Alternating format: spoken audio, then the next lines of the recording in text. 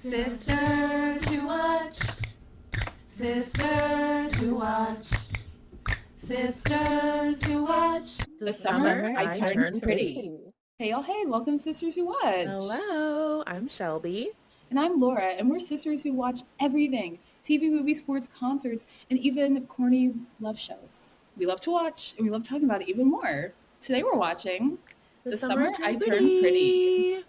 Yes, we are watching season 3 of the hit Prime Video show. Yes, can't wait. And before we get into it and introduce our very special guest, please make sure you're giving Sisters Who Watch 5 stars. 5 stars wherever you listen, rate, download, subscribe. We appreciate the support, and follow us on social media at Sisters Who Watch.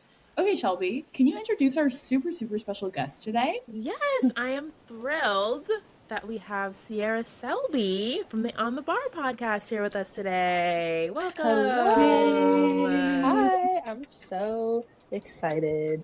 Yes, we're so excited to have Sierra here. We're actually co-workers, so I'm thrilled. She's the Gen Z girly who just keeps me up to date on trends. It's great. Asked her this week about aura farming. You did. Sierra, we're thrilled to have you. Please, introduce yourself. Tell the people about who you are and your podcast. Yeah, oh my gosh, so excited to be here. As I said earlier, my name is Sierra, co-workers with Shelby, just a young girl, LA, trying to make it entertainment. I do have a podcast of my own. It's called On the Bar. I have it with 3 other friends of mine. We all met at a coffee shop, which is why it's called On the Bar, because when things are ready, or when you have a drink, they'll be like, I have it on the bar. And we're on the bar. We're ready to I guess, go forth in our creative careers, and we just kind of talk about what it's like being young, being women of color, being young women of color in LA, and being young women of color in LA that are trying to pursue creative careers and pursuits and what that's like. And we offer advice, we talk about pop culture, we talk about the world, we talk about honestly everything. So yeah, it's a fun little time over there if you ever want to come over. Yes, Girls Who Gab. I love it. Mm-hmm. I listened to one of your episodes and was like, it's great. You're just giving your fun Gen Z perspective. Yes, essentially. That's all that matters. No, so excited. And one of the reasons I was like, we have to get Sierra on is because she is a huge The Summer I Turned Pretty fan. Yes. And we need a expert for this episode. So I think we have to get into it, Laura. Should we? Yes, let's dive in. I cannot wait to hear Sierra's takes. And Shelby, first, before we get into it, can you give us a little background for The Summer I Turned Pretty? Yes. So here's the logline. A love triangle between one girl and 2 brothers. A story about first love, first heartbreak, and the magic of that one perfect summer. So if y'all don't know, this is a YA rom-com series based on Jenny Han's book series of the same name. And Jenny Han is kind of like the Shonda Rhimes for the Asian community. She wrote To All the Boys I Loved Before. The Asian Shonda Rhimes. The Asian Shonda Rhimes. And I literally loved To All the Boys I Loved Before. That franchise is great. One of my favorite rom-coms. So I'm a fan. And she really did her thing with this one. And it's great. It has a YA ensemble cast with Lola Chung, Christopher Briney, Gavin Casalegno, Sean Kaufman, and Rain Spencer. And I like to think of it as almost like a spiritual sequel or this generation's CW and WB teen dramas, right? Like their version of One Tree Hill and the Vampire Diaries. So I was into it. I'm a rom-com YA girly. So even though this might not be meant for me, I was into it. Yes. And I think for me, coming in, my expectations were maybe mixed because I remember these books growing up. They were really popular. I was gifted them. You were gifted The Summer I Turned Pretty book? I remember I had one of the books in my room. I didn't know that. I never read it. But I remember these books. They were really popular. But I never got into it. But wow. I do remember the phenomenon. And I also, what I was hearing about the show was that it wasn't very good. So that's what a lot of my friends are telling me. They're like, it's bad. It's bad, but we love it. And it's dramatic. Yeah. It's bad, but it's good. It's so good. It's so bad that it turns good. This is what I was hearing. I was like, I don't think I want to watch this. The episodes are long. All the episodes are an hour plus, which is wild. It's a drama, Laura. I know. So my expectations coming in were kind of mixed. I was like, I don't, I'll watch it because everyone was talking about it. I feel like every young woman that I knew was talking about this show. So I had to. I feel like the season 3 really blew up, right? I feel like before people weren't like as into it, so I was like, okay, I got to get into this for the girls and for the culture. Yes. Sierra, I'm so curious your relationship with The Summer I Turned Pretty. Have you read the books? Did you just recently get into the show, or have you been watching since it came out? My relationship to The Summer I Turned Pretty, it's a mix. So I was the perfect age for To All the Boys Love Before. It came out my senior year of high school. Laura Jean's a junior. Like, it was very much like everything I needed, and I love that movie to this day. So I watched that movie, loved it down, then got all those books, read those books, and then I heard Jenny Han was coming out with a new show, and I was like, well, I have to read the books because the To All the Boys Love Before is it's actually a very bad book adaptation. It's very different from the books. Oh. And so, like, the movies are. And so I wanted to read the books for The Summer I Turned Pretty first because I was like, I'm going to eat up whatever Jenny Han cooks, but I want to know the original source material. And I think it was 2021 when I read them. And I read those books.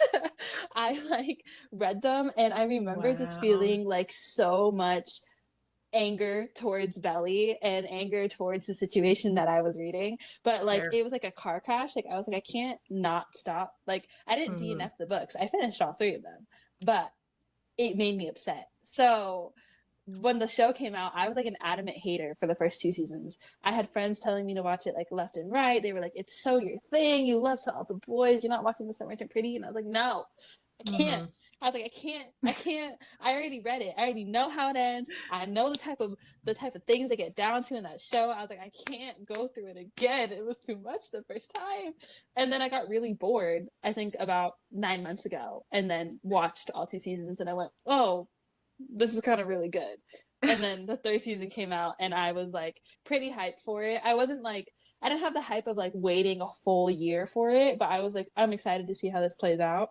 And now I have really strong opinions about it, and I do love this show. But it's been a roller coaster for me, for sure. I love that. And it's interesting because I do think once To All the Boys blew up, I think it did introduce Jenny Han more broadly to people. Like I didn't really know who she was, but I think that was a good way for her audience to expand. And it's funny how you like binged it this year kind of to prepare. I feel like a lot of shows, like I did it with Game of Thrones, like before the final season, everyone's talking about it. It's like, I feel kind of left out. I need to finally watch. But The Summer I Turned Pretty, I watched from the beginning. So like, I know, I've been kind of on it. Wow. And it was actually one of my like most anticipated titles of the year. So I was excited for it. And, you know, again, the YA romance, I'm a sucker for it. What can I say? And this one is very aspirational in the sense it's set in Cousins and it's like a beach town and it's just, you know, these like rich white and Asian people living this life that is like kind of delusional. It's like, yeah, let me be delusional with them. No, yeah, I agree. I think like sometimes when people get mad at me because I used to be mad at it, like I'd be like, girl, like they have nothing else to do. Like money's not an issue for these people. They don't, literally all they have to do is run around and cause drama and mess. And it's great to watch. I love it. I'm like, this isn't my life, so I don't care what you're doing. I'm just watching it. Sign me up. I mean, Shelby, delusional is a great word to describe the show. It really is. I think that, so it's interesting because I basically binge watched all 3 seasons back like at the same time. So I think because everyone was talking about it, all my friends were like, you gotta watch this. Shelby also has been telling me to watch this show. Yes. And now suddenly this is the show of the summer. So like, okay, I think it's the time to start watching. So I watched all 3 seasons at once. I think season one was good. I enjoyed season 1. And I thought that, right, it sets up the show and the premise really well. I think season 2 gets a little unruly for me. I thought it was kind of boring. Like it's sad. The mom dies. I was just like, I didn't. So I kind of skipped around season 2 a bit. But then season 3, I watched all of season 3 and wow, what a dumpster fire. Season 3 was such a roller coaster. So we have to get into the start of season 3. So I'm curious for Sierra and Shelby, like, what were your expectations coming into season 3? Because you both had watched the previous seasons beforehand. So were you excited? Did you think it was going to go the way that it went? Especially since Sierra, you read the books too. Like, what were you thinking? I I remember, well, so I didn't remember exactly what happened in book 3. Like, I remember that by the time I got to book 3, I was like very upset by whatever I was reading. I was like, whatever, I just remember thinking like whatever had happened was like Mm-hmm. dumb. I remembered that Jeremiah cheated. Like, I remember that he did that, but I completely forgot. I choose the words blacked out the wedding plot line because it's so much dumber in the books. They're only 18 and 19. When it like the time span of everything that happened is like within 3 years. So like they had only been together for a year and then he cheated and then he proposed. And so in the book, it's like the premise is so much dumber because she's so young. And they're both so young. So I knew that this season was going to go in a way that made me upset. Mm-hmm. I just like didn't remember. So when it happened, I went, oh my God, you're right. And then I was like, oh my God, I have to go through this again. I was like, oh no. But she right it relays so well on screen that I was excited to watch how much of Mm-hmm. a dumpster fire it was gonna be. Because she like the way that she adapts her books on screen I think is really, really good. Okay, so the season starts with like the college flash forward, and we see that Belly is going to the same school as Jeremiah. Ugh, mistake number And one. I know, with just a string of mistakes and bad decisions this whole season. Oh my gosh. And I believe the car crash happened. Did that happen early this season? Steven's car crash? Yeah, it happens in like episode 3, which also, guys, Right. I told Shelby this before, but Laura, you should know that like doesn't happen in the books, and I'm actually glad that she wrote it in. I know it seems really dramatic, but I'm so happy she wrote that in. By like book 3, Steven like doesn't, not that he doesn't exist, but he's just kind of like a background character. But the car Yes. crash just adds it. I'm glad that she wrote it because it makes their decision to get engaged make so much more sense. Mm-hmm. Yes, totally. What did you think of Steven and Taylor's relationship? Classic on again, off again. Do you ship them? What were your thoughts? Me specifically, or Shelby, do you want to go first? I mean, I'm not a fan. I kind of care less. Like, Right? I also, and this is something that in general, it's hard for me to fathom that someone who's no longer in college still really wants to be with someone in college. Like, you guys are just in such different places in your lives. So it's just interesting. Steven's like working and she's in like a sorority house and they're like still like hooking up. Like, what? Like, it just felt very far-fetched to me. Like, same with like Conrad in medical school pining over Belly. I'm like, dude, like, you're just I different paths know. of life right now. I fear I've known too many men that have done that I wasn't that surprised by those actions specifically. But I get what you're saying. I would never, but I think men do that. Just Interesting. What do you think, Sierra, about Taylor and Steven's relationship? For me, my biggest thing is, first of all, I couldn't really care less, but mostly I like just wish that we got a couple that wasn't in the same incest group of friends. Yep. Truthfully, because I think for me as a teen, like that sounds so ideal that like everybody you know dates each other and you want these people to date each other because they have history. But like I think as I'm getting closer to my prefrontal cortex like forming, Yes. I'm just like realizing that that's so messy and it's so unnecessary. And I just don't think Steve and Taylor needed to happen. I don't think their relationship was like, to me personally, was enough for me to be like, oh, they have to be together. Like I really liked Stephen and Denise. I was there. I was there for Yes. Stephen and Denise. I was 100%. on the front lines for that. And then they didn't work out, which is like crazy. And I was just like, I guess him and Taylor can be together. Like it helps the narrative, but it's not like necessary. So I never was like writing for it. I was like, ugh, if this is where it's going, like, oh, hi, sure, why Whatever. not? Yeah. Yeah, I'm with you. I do not like Steven and Taylor. And I felt like they were trying to feed us this narrative the entire like last two seasons. And I'm like, am I the only one who doesn't like them together? I just don't get I don't see the chemistry. And it's also like this is your little sister's best friend. Like it's just so weird, right? Like we talked about the incest within the group. Like why Steven, you can't There's find any no other one else that you can woman, be with. you tall, attractive man. Like, are you serious? Like, really? And it's crazy No because I thanks. actually like Steven. Like, I like him as a character. But the whole Taylor relationship, I'm like, Steven. Like, Bizarre. Doesn't feel in line with who you are. It really just doesn't. No. That's And why the Denise thing, to your point, felt better. I'm like, oh, yeah, this seems like someone he would actually, like, be with. Yes.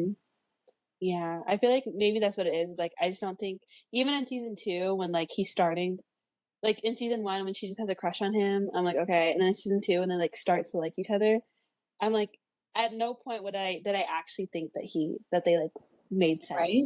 I think I was just like, oh, like sure, we can go here. This can be a plot. I guess. If this is I what guess. we're doing. I guess. Who am I to say? Who am I to say? Yes, I agree. I thought maybe it'd be a fling, but for them to be endgame is just so Ugh, strange. and moving to San Francisco together? No. They're going to be your neighbors, Laura. I'm okay. Please stay in Boston. Oh my gosh. Okay, so we have to talk about this invisible ring, right? This happens like episode 2. I remember watching this and like screaming. So Jeremiah proposes to Belly, which still makes no sense. What was your reaction to this engagement? A long, deep sigh. A long. That's kind of all. Because, like, I understand. Like, that's why I'm happy that she wrote the car crash in. Because, like, in the books, it truly is like, I'm sorry I cheated. Will you marry me? And it makes sense that at the time when he asked, like, Steven almost died, and Belly had to take care of that entire thing by herself, so she was like really high tension, and she hadn't talked to Conrad, so she didn't know Conrad like called the doctors and did all that. So in her head, the person that's there for her is Jeremiah, despite everything. The person that has been there for her through all of her biggest traumas has been Jeremiah. So when it happened, I was like, I understand where you guys are, and even like why you did it. It was just a sigh because I was like, the path that we have to go down for you guys to realize this isn't a smart idea is going to be so long and so tumultuous, and it's like unnecessary. Like we don't have to go down this path, but we're going down the path anyways. So it was just a really long, deep sigh. So bad. It also was crazy because they hadn't talked for like weeks or whatever because Jeremiah like kind of broke up with her or they were on a break or whatever. So the fact that they like hadn't really talked to each other and then he cheats, like, and then for like that next conversation when you guys are like reconciling is a proposal. Like it just felt like really bizarre with the order of events. But I figured that's kind of the whole point. Like I don't think at any point Jenny Han wanted like a 16 or 17-year-old girl to watch this and think like what they're doing is smart, which I enjoy. I think at every point, if you just thought about it logically, like nothing they did was a smart decision, and she never made it seem like it was a smart decision. She just kind of was like, this is the circumstance of their trauma and the circumstance of their feelings, and this is kind of like where we are, and we're like watching Belly go through this. But it's I fear it's supposed to be cautionary tale, like don't do this, like do not do this, don't do it. Yeah, that's a really good point. I feel like the engagement was so out of the blue and random, and to the audience, you're like, oh my gosh, why would these 21-year-olds, right, get engaged? And then you see them like trying to look at apartments and like plan the wedding, and rightfully so, their parents are like, you're insane. Why would you do this? The engagement dinner or their announcement when Disaster. Laurel has a fit, as she should. I fear Ugh. Laurel needed to be a bit meaner to Belly. And I know that they Ooh. historically she has been mean to Belly, I but agree. in this situation, somebody needed to be a bit meaner to either one of them.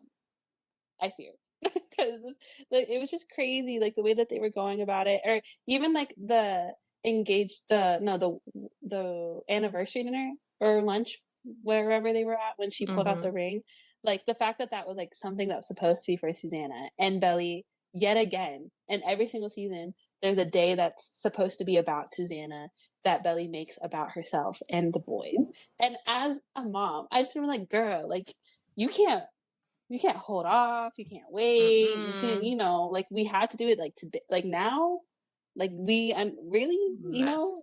just like I just somebody to just sit Belly down and ask her like a couple of like clarifying questions and see if like common sense was gonna smack her in the head or not.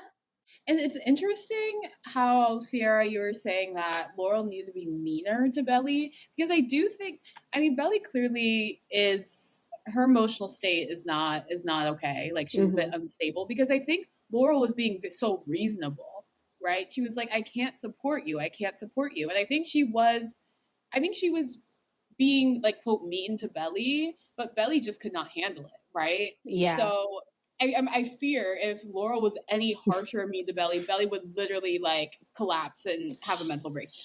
More so, you know. True, true. I guess meaner isn't the word. Probably stricter or sterner, which like Laurel, Yeah. I think this season also was probably just a way to show the way everybody had matured, because Laurel season 2 would have done what she did to Belly in season 2, which is slapped her. And that's not okay, obviously. So Mm-hmm. it's good that Laurel did take like a much more like calm, like it's just one of those things where I think you want to like shake Belly and be like, girl, what? Which is where like I come from. And I'm like, Laurel just needed to like say something, but also like some Yeah. mistakes you just have to learn on your own. Like there are some lessons that have to just be like Mm-hmm. experienced and learned. And I don't know if like a failed marriage is one of them, but I guess it is. Oof. Oof. Yeah. I not us all sighing. We're like, ugh. I definitely think Laurel could have been stricter, or I don't know. Like I mentioned this at our office. Like, imagine if like we were teenagers and like told our parents like, "Oh, we're getting married." I feel like they would have been like, "No." Like, I don't know. I feel like maybe Belly was too far gone, but I'm like, Laurel, there's how do you maybe she should have been stricter earlier on, because at this Mm, point maybe Belly was like too like unreasonable, but it did feel like there needed to be some more parenting. Like on Mhm. both sides. What's Jeremiah and Corman's dad's name again? Adam, Adam. he's the worst. Adam Can needs we to be a get better in? parent too. Yeah, we need to get into his character arc because I didn't buy into that. My thing with Adam is like towards the end, he's supposed to have. So the end of the show, all of the characters have like this great like growth and redemption, I guess. Like obviously Jeremiah stops being a man child and actually learns that like he needs to learn how to be alone. Belly went Mm-hmm. and learned how to be alone, thank God. And then learned she needs to stop running away from her feelings. Conrad learned that he needs to actually communicate his feelings. Stephen and Taylor realize that they just need to stop acting like they don't like each other.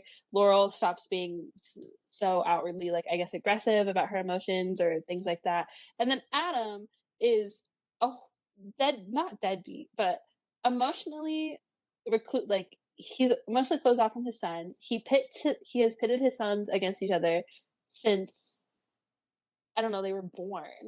And Mm-hmm. he in the second season he's actively trying to sell off the house because he doesn't want to be reminded that he cheated on his wife that had cancer. He Oof. cheated on his wife that had cancer. I think we blow over that way too easy in the show. He then brings that mistress around the family, tries to like integrate her into the family, mind you, mistress that you cheated on your wife with cancer with. And then at the very end, he just decides, hey, I'm kind of a funny guy. I'm a funny little guy. And we're supposed to like him now because everybody's not mad at him for being an asshole. But he was still an asshole. Adam didn't have any actual growth outside of everybody else just deciding that he was okay. And that just made me mad. Because I was like, no, he should like and I guess him and Jeremiah have that conversation where he says like, oh, I Mm-hmm. never I never was disappointed in you. I blah, blah, blah, blah. Like, I've always loved you. I should have said that more. And I think that was supposed to be it. But to me, that doesn't count because it goes against everything that I've been shown for the past 2.5 seasons, which is that he did think Jeremiah was a mess up and he wasn't proud of him for like most of the show. Yes. But then he is. So I just invite it. And I wish I just am like, I don't buy the Adam propaganda and you can't force it on me. I'm anti-Adam. That is so fair. I do agree. They tried to slap a Band-Aid on it. And like, I've always been proud of you, son.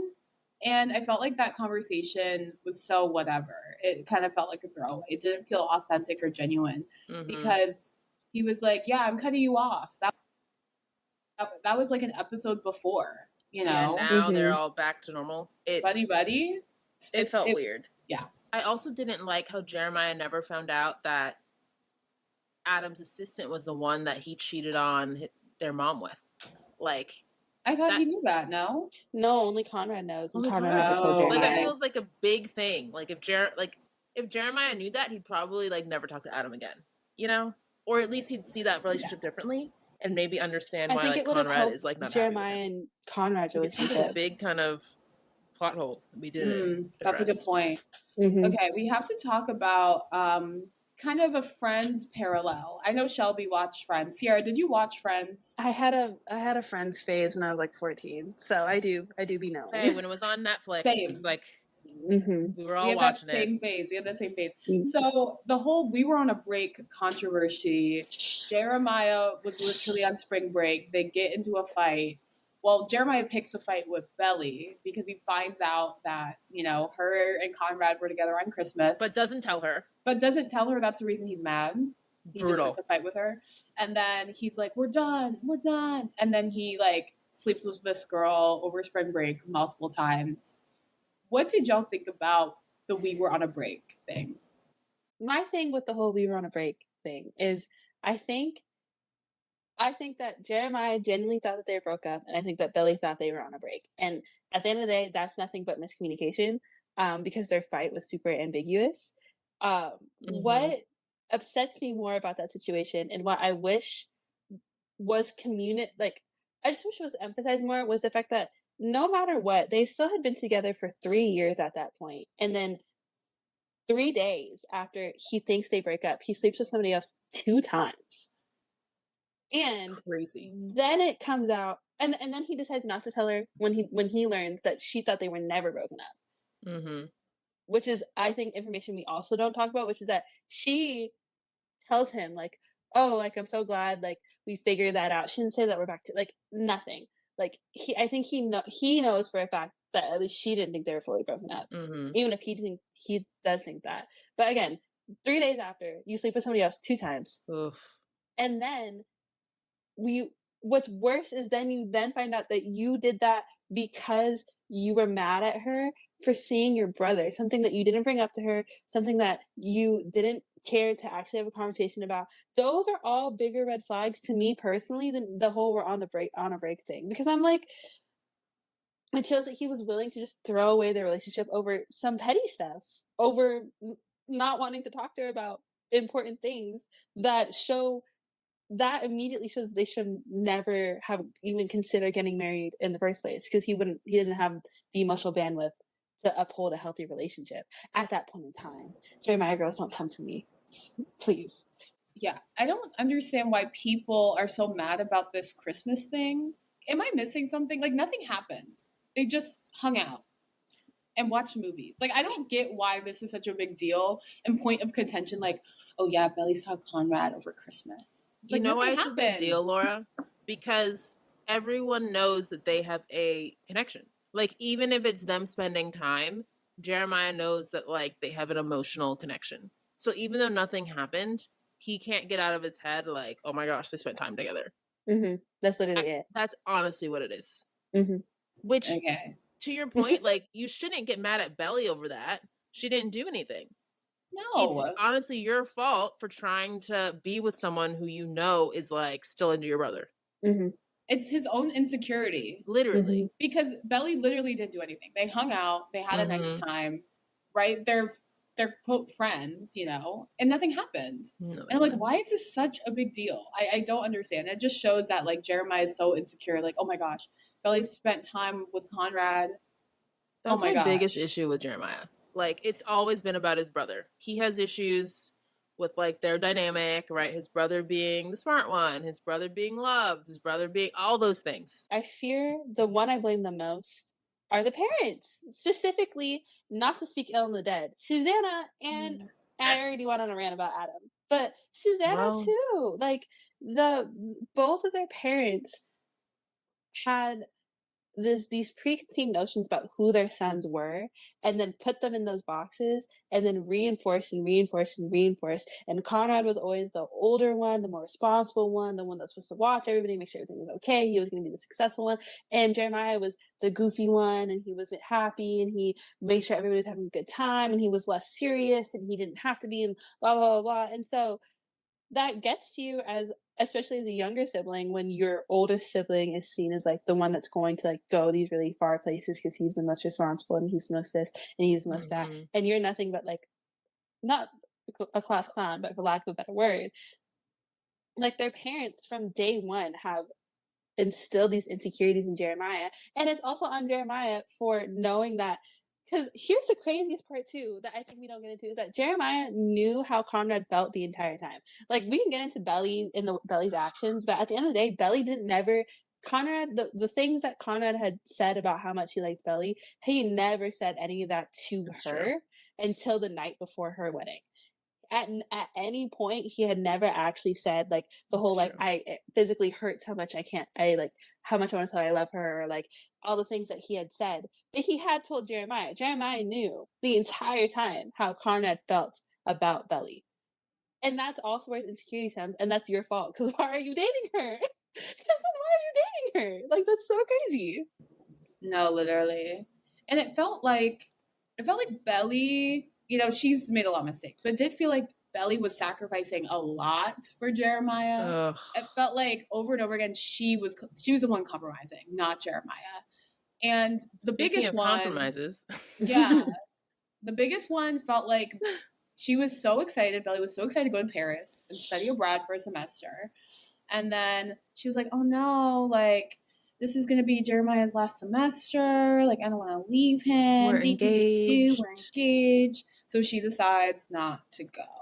I'm glad that they changed it, because in the book she goes to Spain. But the Paris thing, I'm like,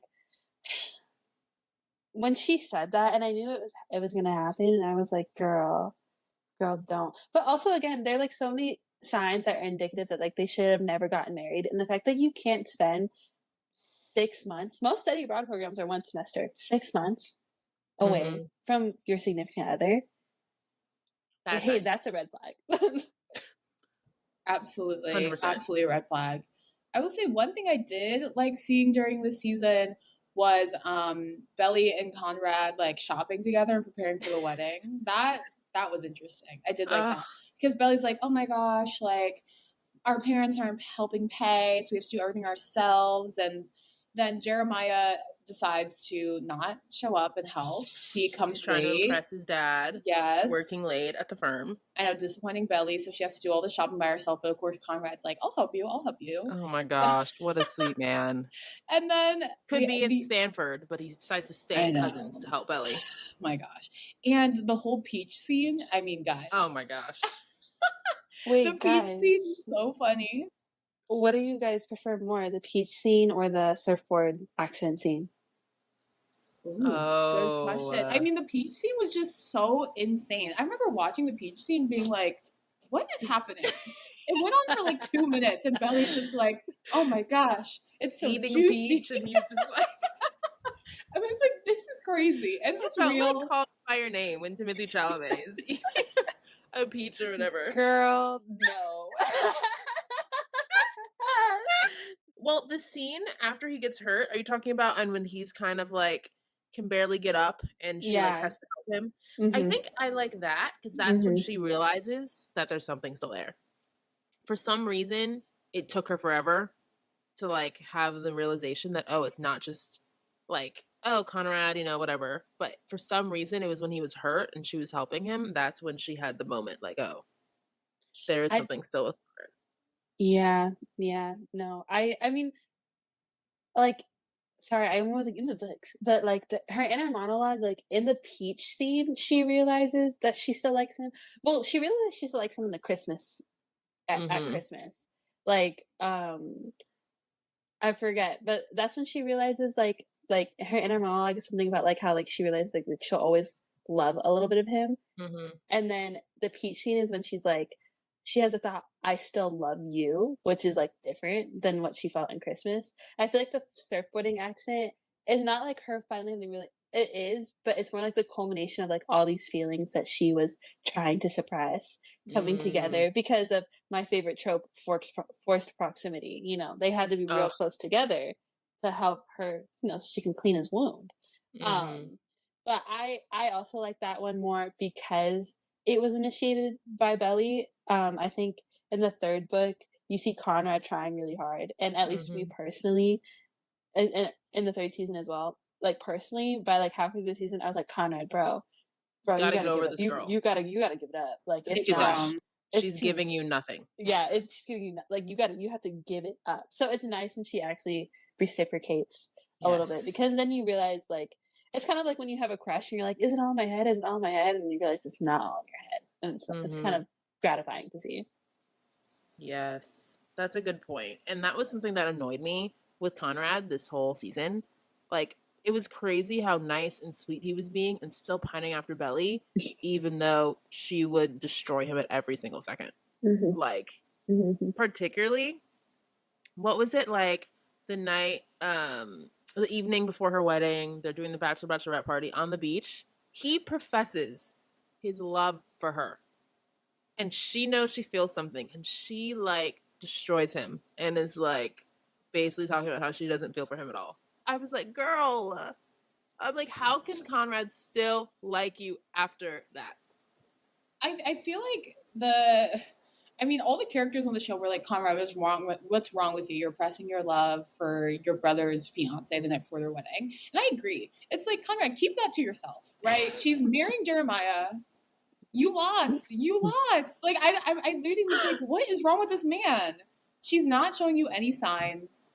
You had your chance. She's getting married to someone else. Keep that to yourself. I was like, what is wrong with this man? Like, you lost. You lost. He's a sore loser. He said, I can't accept Right. it. I Get know. over it. Get over it. I feel like he low key, not low key. I feel like he knew that she was lying. That's what's crazy. It's like we all could tell Belly was lying to herself. And I think he was in his head like, I know she feels it too. She needs to thank Conrad for convincing Laurel to attend her wedding and be there for her. Like, Yes. Conrad was a real one. He did so much behind the scenes. Ugh. Just I because he know. loved her. This is true. And it seemed like the breakup between Jeremiah and Belly on the wedding day, like Belly still wanted to get married, right? At least that's what it Delusional. came across to me. I know clearly Belly is delusional. And Jeremiah was like, he was the one who called off, Mm-hmm. right? And he was so in his head about Conrad confessing his love. I mean, who wouldn't be? I don't blame And him. reading a letter from his dead mom that was to Conrad and not him. Brutal. That was rough. That was rough. So that was so funny. Like that was so ironically funny. I was like, no way. Yeah, what do you think it is about Belly? These two men are obsessed with her. They're like, she's the love of my life. And I'm like, she's gorgeous. She's stunning. She seems very like a sweet person, but I'm like, why are these two brothers like fighting to the death over this girl? That's a good question. Again, well, first of all, it is like I told my sister this because she also watches Semi Turn Pretty, but I told her that this show would not make sense if they casted anybody that was less gorgeous than Lolo Tung. Because Lolo Tung, Oh, she's so base card beautiful. never declines unlimited. That's like an Mhm. unlimited Amex base card. And she has to be gorgeous, I think, a little bit for society to even consider the premise of the show to make sense. So that's definitely one, is that she did turn pretty.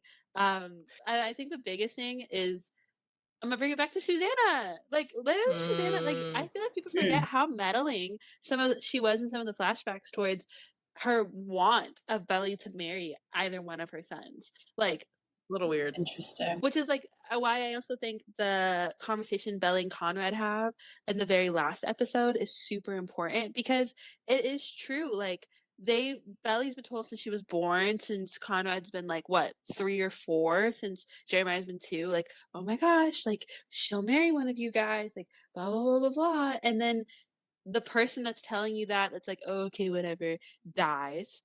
And that's the one thing she really wanted. And so then you kind of are like, yeah, why not date Belly? She's pretty, she's smart, she is driven, she's all these things. We get along. I've known her my whole life. I'm so comfortable around her. I must love her. Let's get married. I will say though, I love that you have a character, right, who's Asian, she's like sporty, she's like a bit of a tomboy. Like I like that she was the object of, the affection and love, because she's not your traditional like romance lead. So I did like that. Like that they were obsessed with her, even though it was like crazy. They would do anything for her, Crazy. I personally like, from a diversity perspective, inclusion perspective, that was the case. Yeah, it's interesting because as I've talked to other people about the show, it does feel like I've heard critiques about, Jenny Han and like her storytelling and her characters, because I think her, like, To All the Boys and The Summer I Turned Pretty kind of plays into some stereotypes a little bit, right? It's always like Asian woman, white man, and that is like a really big stereotype. That's why she's the Asian Shonda Rhimes. Mm-hmm. There's a reason why Shelby said that, and it wasn't for the romance. It was not for the romance. Right. Asian Shonda Rhimes. So a lot of people have talked about that. And I think maybe Shonda Rhimes does this better than Jenny Han, but it also felt like her Asianness was rarely acknowledged. Like I was just like they didn't talk about race at all. And maybe that's a good thing. Like not everything has to be about race. Delusional. It's a bit delusional. I'm just like, they're in their like world. we don't acknowledge like Asianness at all in this show. No. Like it's maybe like once.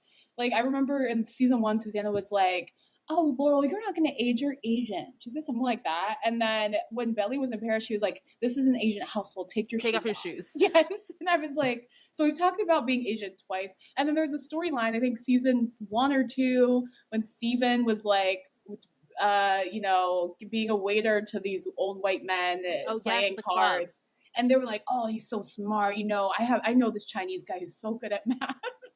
And that was it. So I think like I maybe wish there was maybe more acknowledgement of that's fair. Her race. It just felt a little whitewashed to me personally. And also there were like she is biracial. I mean, so yeah. And also there were no black characters, like literally none. None. I think her friend, that one friend, Annika. She was at the bachelorette party. She had like her. 2.5 lines, and she wasn't in. Yeah, she was barely in the show. Mm-hmm.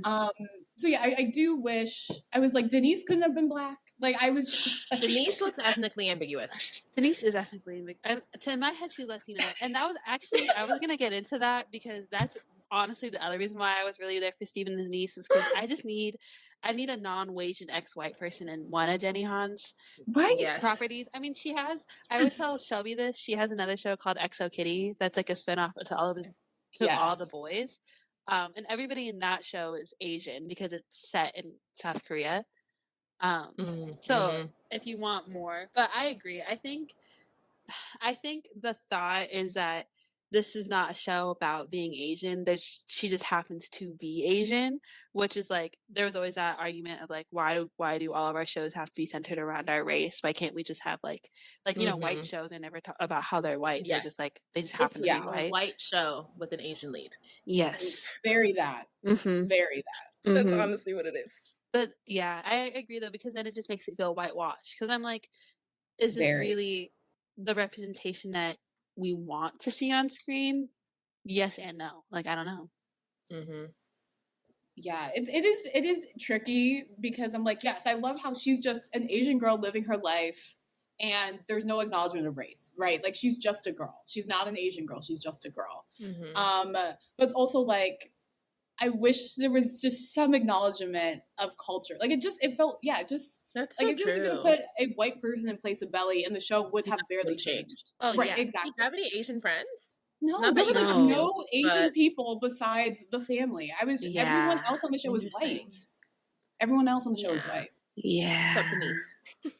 Denise in my head. She Yeah, probably I'm Yeah, like, we don't know for sure, but Denise gives white lady. I mean, maybe she's Jewish with her curly hair, but I'm like, she looks white. Denise looks white. Denise looks ethnically ambiguous to me. I think she's supposed to look ethnically ambiguous and like whatever you think she is, that's what she is. Good point. Good Take point. a guess. Mm-hmm.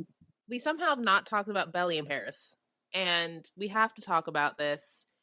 I personally was just so disappointed in her that she gave up her study abroad and then shows up to the school thinking that she has a spot still. How foolish. How foolish. Again, showing I her kind of delusion. thought that was iconic of her. I'm not gonna lie. I was Iconic like, yeah, and delusional. yeah. I was like, yeah, girl, you go ahead and just assume everything's gonna work out. Like at this point, what else do you have going for you? Literally. I can't. That was very white woman of Belly to do that. It was. Like, wait, It you told me on the was. phone yesterday, and then I got on a plane. That's another thing too. The way that they just keep buying and canceling these flights, like, it gives me anxiety. Crazy. It makes me so like I was like, girl, what do you mean you just got on a flight to Paris with nothing but your cousin's clothing, nothing but your old wedding dress, a couple of bathing suits, and a dream. Must be nice. I know. It's giving privilege and delusion. Like, what do you mean? And you didn't tell anyone in your family. You didn't tell your mom? You didn't tell your mom? Girl. Like, are you kidding? And also, nowhere to stay? Nowhere to stay. And it's interesting because we talk about money, right? The show does talk about class. And Belly and her mom are like, we don't have money, we don't have this, we don't have that. And it's like Belly acts like she is some affluent woman, just can do whatever she wants, is buying last minute flights. I'm like, Belly, how is she getting these funds to just live in Paris? You know what I mean? Like, how'd she buy that flight? I feel like it's the classic, like, they're maybe middle class or upper middle class, and the Conrad Fishers of the world are like wealthy. It's not that they're poor, it's just that the Fishers are very rich. Like when Laurel goes like, okay, you can use my card because it's an emergency. Like that's the type of rich they are. It's like I have a good credit limit. Like I have like a $20,000 limit, like credit card, but you just can't use it because we don't have that type of money.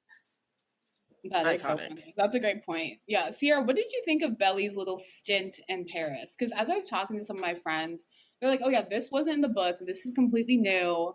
Like, what were you expecting from this little addendum, you could say?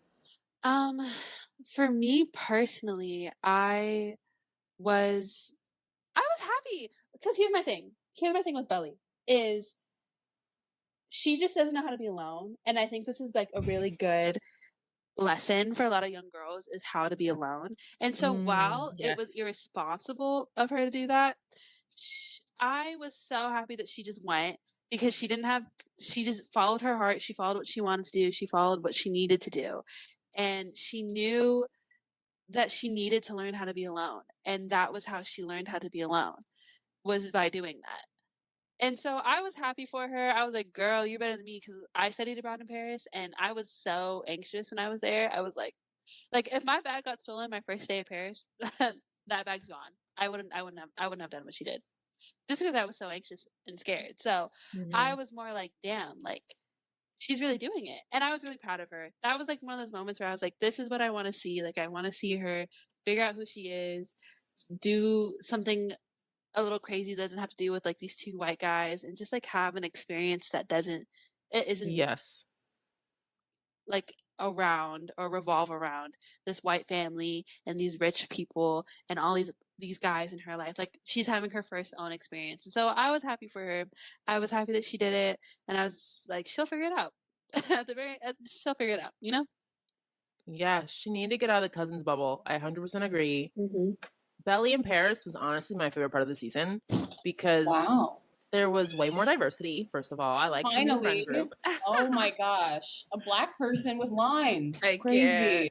I like that she was growing up. It was like she needed a harsh reality check, Like, she was making really bad decisions, and I think she needed to kind of hit rock bottom, like nowhere to go in Paris, bag stolen, to like really figure it out. And so I like seeing her growth because she'd kind of been like a spoiled brat to me like the whole season. Yeah. So it was nice to see her evolve. And then I liked, like you said, Sierra, the separation from cousins. Like, she couldn't be around Jeremiah, even though I'm Team Bonrad. She needed space from Conrad. Like, she needed a break from it all. So I like that. And then I liked seeing how the other characters had breaks too, because it felt like everyone was growing and getting better. They all needed space.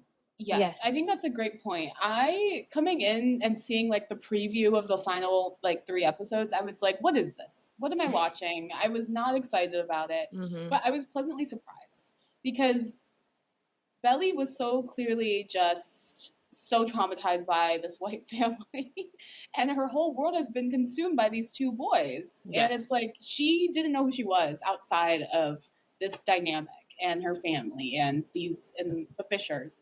So I thought it was refreshing to see her really be on her own and to see her like not knowing French to her confidently navigating Paris and speaking French. I thought was really great to see. And it's great commentary like, okay, young woman, you need to move somewhere, find independence, and you will grow and become your own person. And so I thought it was a great storyline for her. So I was pleasantly surprised. Now she has like her own apartment, like she's going to stay there another year. It felt like finally Belly grew and developed. We didn't see any character development from her until the final 3 episodes of the season. So that I thought that was great for her and for Jeremiah, right? Finally doing stuff on his own as well. So yes, thank goodness Adam cut him off. That's the one thing I'll give Adam. Cutting off Jeremiah. Yeah. They were like, when he did that, I was like, actually, this is what Jeremiah needs because he needs a reality check in some point. But they both needed a reality check, and I think they both got it in the ways that they needed to get it. So yeah, and Jeremiah was a TikTok influencer chef, which like sure, why not? It honestly makes sense. Checks out. Yeah. It feels like something that would happen for him.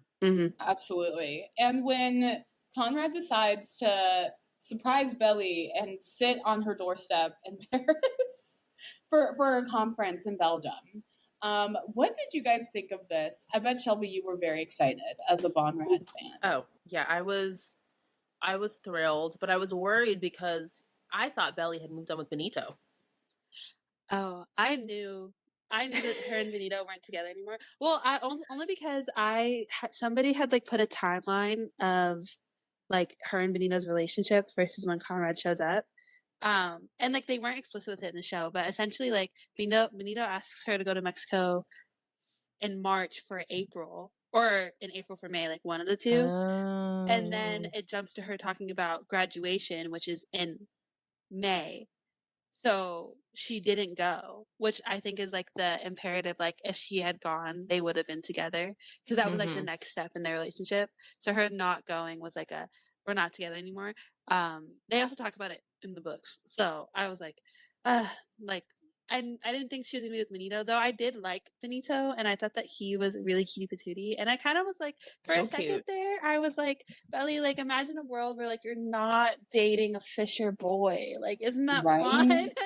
Honestly, the Mexican Chalamet, like Taylor coined. Mexican Timothy Chalamet. He was very cute. Yeah, I was hopeful for her and Benito, but she can't get away from these. Quit the Fishers. Sure. She can't. So, what were you expecting, Sierra, from Conrad's visit? I know that you kind of knew what was going to happen, but what did you think of their one night in Paris together? Well, actually, I should say that after the wedding gets called off, the books are officially over at that point. So everything that happens while she's abroad is new. And so I was just as excited as everybody else and like was watching everything happen in real time. And when he showed up, I was like, well, actually, no, that same feeling I had where I was like, Conrad, brother, like maybe let's pack this up a little bit. Like maybe we shouldn't keep going on and on and on and on and on and on about this one girl. I kind of felt that in the very beginning because I was like, she really is like living her best life outside of this cousin's bubble that like a year compared to 21 years is like not enough time. Like me personally, like I would have loved to see it like 3 years. Like 4 years, time for her to really understand what life is like outside of that bubble. And I know that like in the end they allude to the fact that like they don't get back together right away. Like she still does take time for herself. But the part of me was like, yes. Another part of me was like, oh no, like Belly needs more time and Conrad needs to learn how to like also kind of move on to be able to go back. 'Cause I don't think he ever really moved on either, to be honest. No. He didn't. I'm with you. I was, I'm a romance girl at heart, so I love seeing, the reunion. Even though I was like, technically, to your point, could they all use more time? Yes. But I will say, seeing them around Paris, having a good time, being happy, seeing Conrad smile, great. That poor man had been crying all season and in pain. No smile. No smile. So it was great to see him smile. Great to see them go to Paris. Sierra and I talked about it was kind of unrealistic that they were like at Versailles and seeing all these sights all in one day. But that's okay. Delusional show.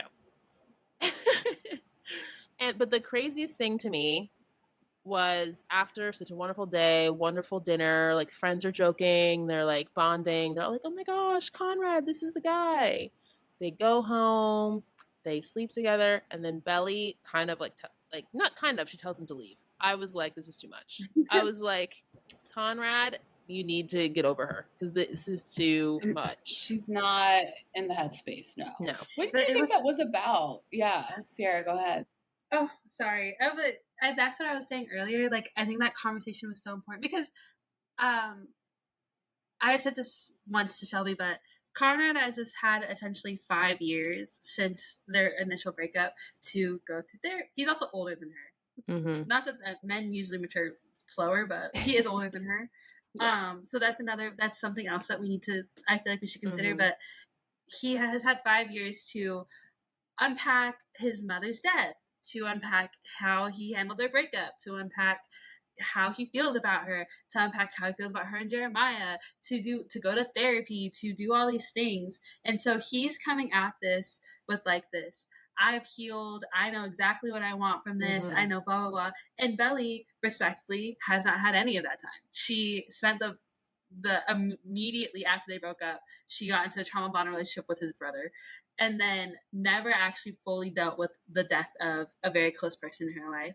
And then they never had a true closure conversation about their relationship outside of their fight on the beach, which she probably was a little too drunk to really remember what was said at that. Like when they're on the beach in Cousins in season 2, and he's like, I loved you. And she was like, well, I didn't know that. So how was I supposed to, like things like that. Mm-hmm. And so for me, I think it was hard to watch for sure because you just want Conrad to be happy. And you think that like, you're with him when you're like, oh, like we're finally at this point. But she doesn't. This is all sprung up on her. She has had no time to really think about what this means, how she feels about it. And again, I think that conversation she has where she says like, how do you know you don't love me because your mom wanted me to marry you? Like, how do you know that? Because I haven't, she's like, I haven't done that work. I don't know. I know that I've liked you since I was a kid, and that the one closest person in my life that wanted us together is now dead. And how do I know that like those feelings aren't conflated at all? And I think it was seeing him leave and realizing that like he could leave and she would still love him, that made her realize like, okay, this isn't like I broke up with him when I was a teenager. Like it wasn't like, when y'all have like that one ex where you're like always like, like, if we met again, like what would happen? The like, one that got away. Like, yeah, the one that got away. Like, I think she realized like it wasn't the one that got away or like a first love type of love. Like, I think it took her having those thoughts and having him reassure her, like, that's not how I feel. I've done the work. I know where I'm coming from. I'm going to respect your decision that you don't want this. Because I'm not like my brother. I'm not going to force you into or guilt trip you or do anything like that. But you should know, like, I've done the work. I know what you're saying. I completely disagree with what you're saying, but I'm not going to force you into it. And I think that was really when she realized like it was okay. And it wasn't something that like she should be fighting or something that she doesn't actually feel. But again, it was really like 5 years worth of therapy, I think, that came over her in like 1 second, and it just like was not fun to watch at all. It's so real. I do think she was caught off guard by it all. Like, even though she had been getting his letters and reading the letters, like, she hadn't had time to process everything. So I think that's fair. And I saw people saying that online because I got threads because of Love Island and I've stayed on it. And the summer I turned pretty threads. Great. I learned a whole lot. A lot of great insight. And people were saying that. Like, Belly had no time to process. Of course she's reacting that way. And I'm like, that's fair. It was crazy. And I felt bad for Conrad. But that's fair. Yeah, and then we get this super dramatic scene where she's thank like, goodness. I don't know why I said that. And then she's like, Conrad, like holding onto the balcony. And then it seems like with no phone, no wallet, she just starts running. It's great. I'm like, there's nothing in her pocket. How is she doing rom-com. this? She just starts running and she's like, taxi. I'm like, how did she pay for the taxi? She doesn't have anything on her, no bags. And then she's at the train station and she, like, I guess bought a ticket to Belgium. And then she's like running through the train car and finally finds Conrad. That's great. That was insane. That poor boy looked like so caught off guard. He was like the way he was dramatically staring out the window, just like tears rolling down, the singular tears rolling down his cheeks. I was like, brother, I don't know if he was like, bro, stand up. Like, like I fear she's rejected you at least 4 times in the past like 5 years. Like at this point, it should have been more like a, should have seen that one coming. Or literally. Something. I don't know. But yeah, Belly loves to just assume everything's going to work out. And I think that's the greatest lesson of it all. Just assume everything's going to work out. And I guess it will. Happy ending for them. Happy ending for Jeremiah and I guess Denise. Ugh, hate that. That was so strange. That was my least favorite part of the finale. I agree. It just felt like, oh, everyone has to be in a relationship. And it's like, no, they don't. Like, Denise seemed perfectly happy by herself. She does not need to be with this child, this man-child who's, slowly learning about himself. It feels so against what she wanted to do. Like, she was making fun of him. Yeah. She was calling him a Nepo baby. And then it was... Why can't we just be platonic friends, Jenny Con? Like, that was so strange. We don't need to date in the friend group anymore. Please. No. That's where Asian Shonda Rhimes really just comes rearing her head back in. Because it really is, like, they could have just been, like, and what really makes me upset about their ending is, like, they don't actually even end up together. They just end up, like, they don't actually end up together. She still moves to San Francisco. He's still in Boston. Mm-hmm. He is not emotionally equipped for a long distance relationship. You cannot convince me otherwise. Like, it really was like they just decided they liked each other a month before she left. And to me, I'm just like, you're only, like, I think the only purpose of doing that is to show that Jeremiah has moved on. But I think it would be more powerful to show him moving on by himself. By himself, yes. And choosing 100%. Himself, something that he's never done. He's never just, like, chose himself. That's what we needed for him. Yeah. So I did not like that Asian Shonda Rhimes. Like, why did we need a love connection between these two random characters who've never spoken to each other? So weird. And now all of a sudden they're roommates and they're it just felt very random. Bad. So, and then we see the ending. It's just this cute little Christmas card scene. Favorite part of the episode. I loved it. It's great. Loved it. I loved Conrad teasing, biggest smile I've ever seen in his life. He was like, no. No, the way he was like so happy. His teeth. Like you've never seen Conrad's teeth. I'm screaming. He was cheesing so hard in the picture. Oh my gosh. And they're playing Christmas Baby Please Come Home by Darlene Love. I love that Too good. Oh my gosh. That was my favorite part. And I was like, why are we getting this now? Ugh, the joy at the end. Don't worry. We are getting that movie. Okay. We're getting that movie. Whew. Yes, that is perfect for our What to Watch segment. So Sierra, at the end of the episode, we talk about what's to come for the Summer I Turned Pretty. And Shelby has here the movie. What have you heard about this movie? Oh my gosh. Nothing. I haven't, like, I literally only have seen, like, the things that they've said. I don't know what's true or what's not.